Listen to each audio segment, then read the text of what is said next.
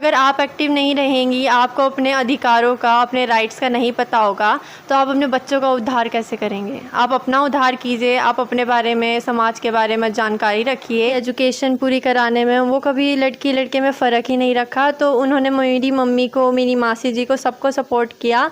तो एक independent women से एक इंडिपेंडेंट वूमेन ही जन्म लेती है। स्टेज पे गए, हमको सीक्वेंस बताई गई, हमारे ग्रुप्स बनाए गए, उसके अकॉर्डिंग और क्या बोलते हैं, मिस इंडिया द्वारा हमको खिताब दिया गया। मेरी मासी जी हैं जिन्होंने 2019 में मिसेस हरियाणा और मिसेस इंडिया का खिताब जीता था। मानकर ये आगे बढ़ रहे हैं बच्चे, उनकी शिक्षा से प्रेरित होकर, उनके संघर्ष से प्रेरित होकर, उन्होंने अपने जीवन के अंदर क्या क्या कठिनाइयाँ झेली थी। मैं इससे ज़्यादा क्रेडिट पेरेंट्स का दूंगी, क्योंकि वो हमारी बैकबोन होते हैं। मैंने डॉक्टर भीमराव अम्बेडकर की जीवनी से ही मैंने महसूस किया कि हमारे समाज के ऊपर बहुत अत्याचार होते हैं। नमस्कार, मैं पूनम बोध, आप देख रहे हैं डीपीएस न्यूज़ हरियाणा। दोस्तों, आज मैं आपको बता दूं, हांसी में डॉक्टर अभयराम आल्याण जी के घर पर हम पहुंचे हैं, जहां पर बताया गया इनकी नातिन miss pride of Rajasthan award जीतकर लेकर आई हैं। चलिए हम उस गुड़िया से जुड़ते हैं और उससे जुड़कर जो उसका एक्सपीरियंस रहा है, जो उसकी यहाँ तक पहुँचने में जो उसका अनुभव रहा है, वो हम आप लोगों को बताने की कोशिश करेंगे। तो अब फिलहाल हम डॉक्टर अभयराम आल्याण जी के घर के अंदर जा रहे हैं। तो फिलहाल मैं आपको बता दूं, जैसा कि मैंने अभी अभी आपको बताया है कि डॉक्टर अभयराम आल्याण हांसी में इनकी नातिन की तस्वीरें मैं आपको दिखा रही हूं, जहां पर मिस प्राइड ऑफ राजस्थान में सेकंड नंबर पर अव्वल आए हैं। और इनकी जो तस्वीरें हैं, एक बार पूर्ण तरीके से मैं आपको दिखा रही हूँ। एक सिर पर ताज और हाथ में ट्रॉफी लेके आप खुद महसूस कर सकते हैं कि कोई भी हो, कोई लड़की हो, कोई भी हो, कितना गौरवशाली अपने आप को महसूस करेंगी। अब इनका जो एक्सपीरियंस रहा, जो यहाँ तक का अनुभव रहा, वो हम आप लोगों को बताने की कोशिश करेंगे। आपका नाम? मेरा नाम कशिश सिंह है। आपसे मैं जानना चाहूँगी कि आपने यहाँ तक का जो ये खिताब हासिल किया है, कैसा महसूस कर रहे हैं? मैं बहुत गौरवशाली महसूस कर रही हूँ, बहुत अच्छा लग रहा है। तो आपका जो यहाँ तक का जो दौर रहा है, आपने शुरुआत भी की होगी और उसके बाद आप स्टेज पर भी गए होंगे, तो यहाँ तक का जो दौर है कैसा रहा, उसके बारे में एक बार डिटेल से जानना चाहूँगी। पहले तो मैंने ऑनलाइन ऑडिशंस वगैरह दिए इस किताब के लिए। फिर उधर जाके हमारे ग्रूमिंग सेशंस हुए, जिनमें हमको सिखाया गया चलना, बोलना, बैठना, सब कुछ हमको उधर सिखाया गया। वो सब प्रोसेस बहुत अच्छा था, हमको बहुत कुछ नया सीखने को मिला। जो टीचर्स थे, जो आकांक्षा मैम थी हमारी ग्रूमर, उन्होंने बहुत अच्छे से सिखाया, बहुत पोलाइटली। फिर जब हम स्टेज पे गए, हमको सीक्वेंस बताई गई, हमारे ग्रुप्स बनाए गए, उसके अकॉर्डिंग और क्या बोलते हैं, मिस इंडिया द्वारा हमको किताब दिया गया।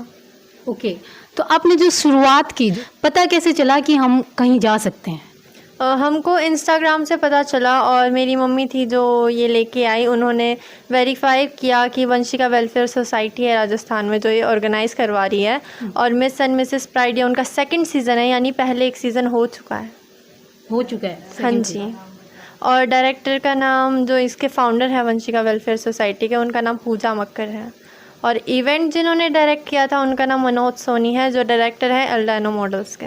ओके, आपको यहाँ तक पहुँचने में सबसे ज़्यादा जो है क्रेडिट किसका दोगे आप? मैं मेरी मम्मी का देना चाहूँगी यहाँ तक पहुँचाने के लिए। मेरी मासी जी हैं जिन्होंने 2019 में मिसेस हरियाणा और मिसेस इंडिया का खिताब जीता था। उधर से इस चीज़ की शुरुआत हुई। उन्होंने हमको प्रेरित किया कि तुम भी कर सकते हो, तुम भी आगे जा सकते हो, मैं अकेली नहीं हूँ, तुम भी कर सकते हो।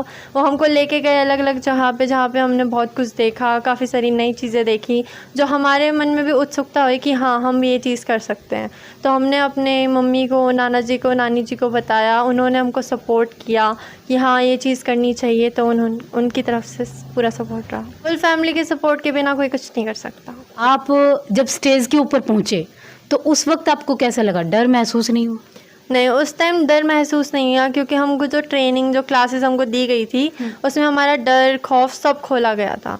तो जब हमारा डर, खौफ खुला, तभी हम अपने आप को जैसे हम हैं वैसा हम दिखा पाए। डर खोलना एक टीचर्स के दौरान या फिर एक पेरेंट्स के दौरान, इन दोनों में फ़र्क होता है। तो आप सबसे ज़्यादा क्रेडिट इस चीज़ का किसको दोगे?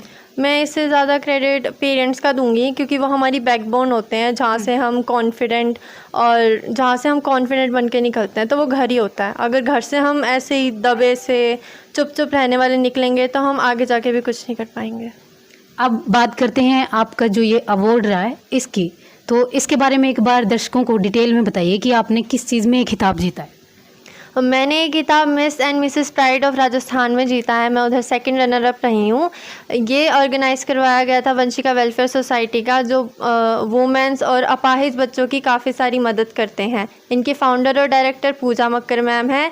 ये राजस्थान में हुआ था, ये इवेंट जयपुर राजस्थान में हुआ था और हमारी ट्रेनिंग रॉकलैंड में दी गई थी। और पूरा इवेंट जो फाइनलिस्ट था, जो फाइनल डिले था, वो हुआ था ग्रैंड यूरिया में। अब नेक्स्ट स्टेप आपका क्या होगा? अभी नेक्स्ट स्टेप मेरा डॉक्टर बनने का होगा। मैं डॉक्टर बनकर एक समाज सेविका के रूप में मेरे नाना जी को फॉलो करना चाहूँगी, क्योंकि वो एक चीफ फार्मासिस्ट हैं, डॉक्टर अभयराम। मैं उनको फॉलो करना चाहूँगी क्योंकि वो अपने समाज के लिए काफ़ी सारी चीज़ें कर रहे हैं, तो उनको देख के मेरे को काफ़ी ज़्यादा प्रेरणा मिल रही है। डॉक्टर अभयराम अल्याण जी के बारे में, जो आपके नाना जी आप बता रहे हैं, उनके बारे में आप क्या कहना चाहोगे?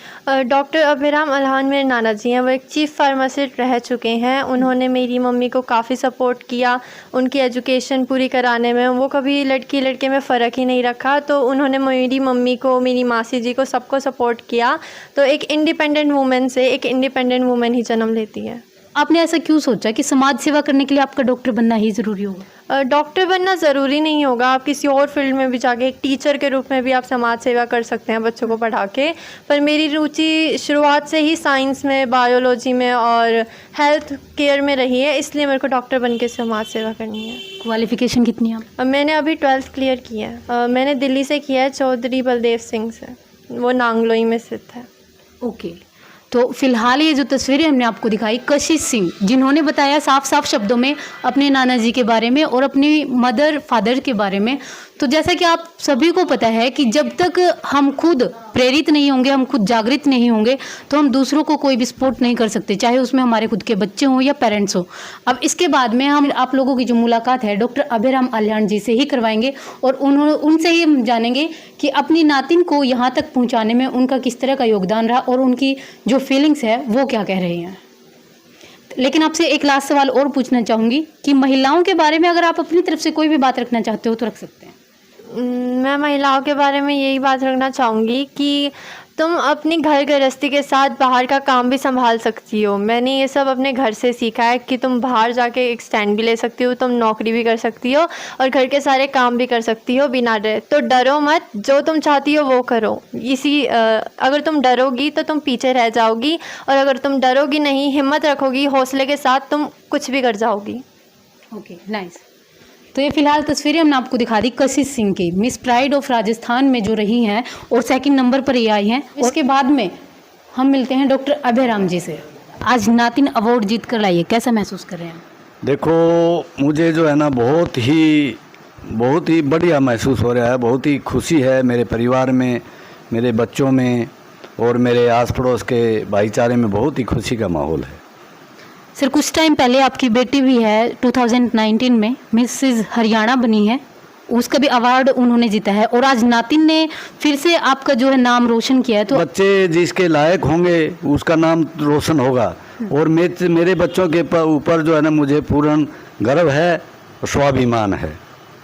सर, बच्चे लायक बनाना तो कहीं ना कहीं पेरेंट्स के ही हाथ में होता है। हाँ, हमने इनको जो है ना नेक नीति की लाइन पर चलाया है, इसीलिए बच्चे जो है ना आगे बढ़ रहे हैं और डॉक्टर भीमराव अंबेडकर के आदर्श को साक्षी मानकर, उनके आदर्शों को मानकर ये आगे बढ़ रहे हैं। बच्चे उनकी शिक्षा से प्रेरित होकर, उनके संघर्ष से प्रेरित होकर, उन्होंने अपने जीवन के अंदर क्या क्या कठिनाइयाँ झेली थी, उनको आदर्श मानकर बाबा साहब को ये आगे बढ़ रहे हैं।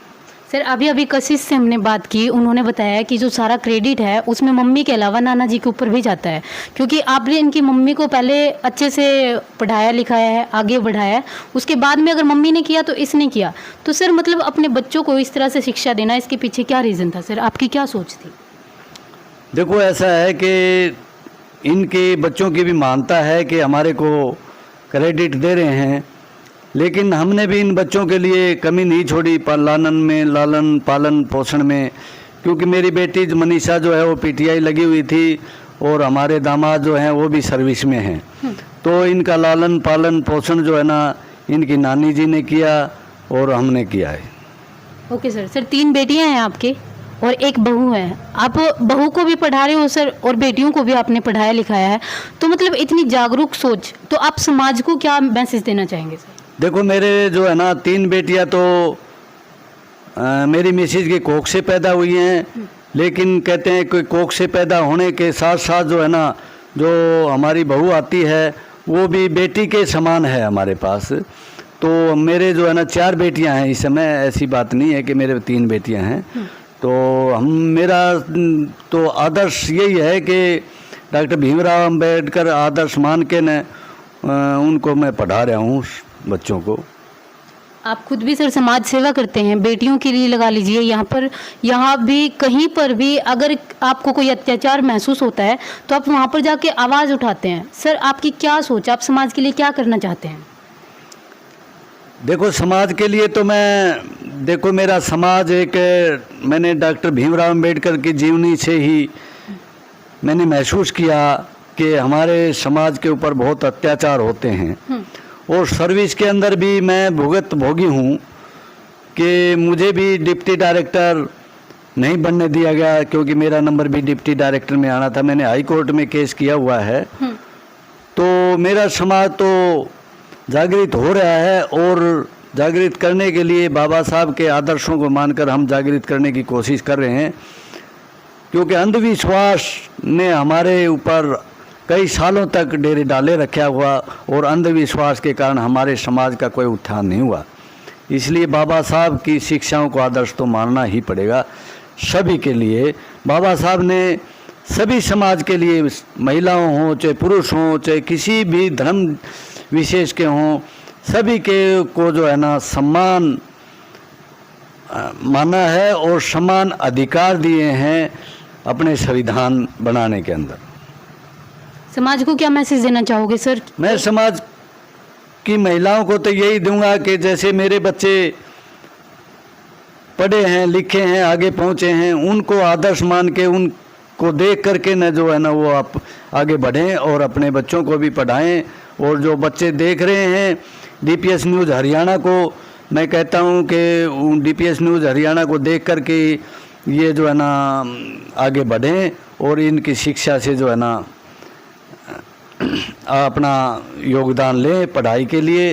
और डीपीएस न्यूज़ हरियाणा हर प्रकार की आपको खबरें देता है और आपको बहुत बढ़िया बढ़िया खबरें दे रहा है। ये आजकल अपने बच्चों को सुधारने के लिए, अपने समाज को सुधारने के लिए, तो डीपीएस न्यूज़ हरियाणा के साथ जुड़े मैं यही समाज को सलाह देता हूँ।